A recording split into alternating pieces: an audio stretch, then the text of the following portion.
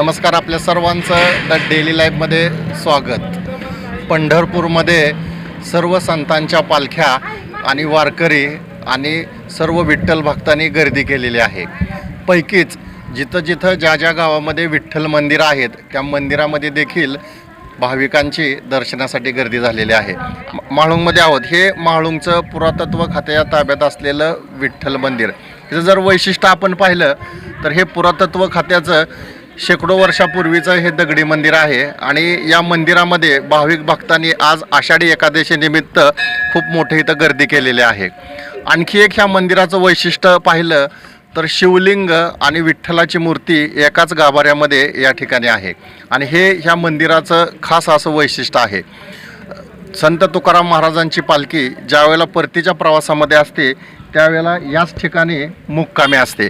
असं हे मंदिर आहे. आपण पाहूयात की आत कशा प्रकारे हेमाडपंथी दगडी बांधकाम असलेलं हे जे मंदिर आहे आणि या मंदिराचं खास वैशिष्ट्य पाहिलं तर अशा प्रकारचे दगडी खांब या ठिकाणी आपल्याला दिसत आहेत आणि अतिशय प्रसन्न शांत वातावरणामध्ये या गाभाऱ्यामध्ये आपल्याला आल्यानंतर वाटते असं हे सुंदर असं मंदिर. आणि इथलं महत्त्वाचं म्हणजे इथली जी विठ्ठलाची मूर्ती जी आहे तीच पंढरपूरची मूर्ती आणि या ठिकाणची मूर्ती यामध्ये खूप मोठं असं या ठिकाणी साम्य आहे. हुबेहूब बऱ्यापैकी एक मूर्ती आहे. आपण आता मंदिरामध्ये प्रवेश करतोय आणि आपण खऱ्या अर्थानं जे मी मग म्हटलं की शिवलिंग आणि विठ्ठलाची मूर्ती एकाच गाभाऱ्यामध्ये असलेली हे खास असं मंदिर आणि म्हाळुंग परिसरातील सर्व ग्रामस्थ या ठिकाणी इथं दर्शनासाठी आलेले आहेत. हीच ती विठ्ठलाची उभी मूर्ती आहे. कमरेवरती हात ठेवून वरती सोनेरी टोप आहे आणि कपाळावरती गंध असे हुबेहूब आणि तुळशीमाळा घातलेली अशी विठ्ठलाची या ठिकाणी मूर्ती आहे आणि त्याच्याबरोबर समोरच्या बाजूला जर आपण पाहिलं तर हे शिवलिंग आहे. म्हणजे या ठिकाणी इथं दोन्ही दर्शनं एका वेळेला इथं घडतायत. भाविक या ठिकाणी दर्शनासाठी मोठी आज आषाढी वारीनिमित्त इथं गर्दी करताना आपल्याला दिसत आहेत. हे शिवलिंग आहे आणि वरती विठ्ठलाची कमरेवर हात देऊन उभी असलेली मूर्ती हे विठ्ठलाचं इथलं पुरातत्व खात्याच्या ताब्यात असलेलं दगडी हेमाडपंथी बांधकाम असलेलं हे मंदिर आहे.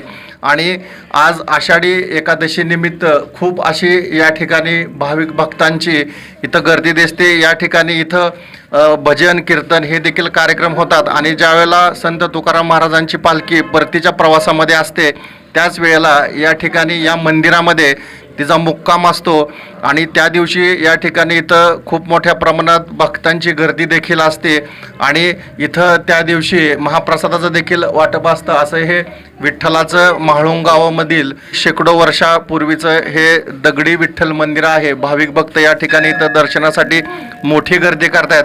या ठिकाणचे मंदिराचे पुजारी सकाराम कुलकर्णी काका आपल्यासोबत आहेत. काका, मला सांगा की आज या ठिकाणी खूप अशी गर्दी आहे, काय ह्या मंदिराचं वैशिष्ट्य आहे? नमस्कार.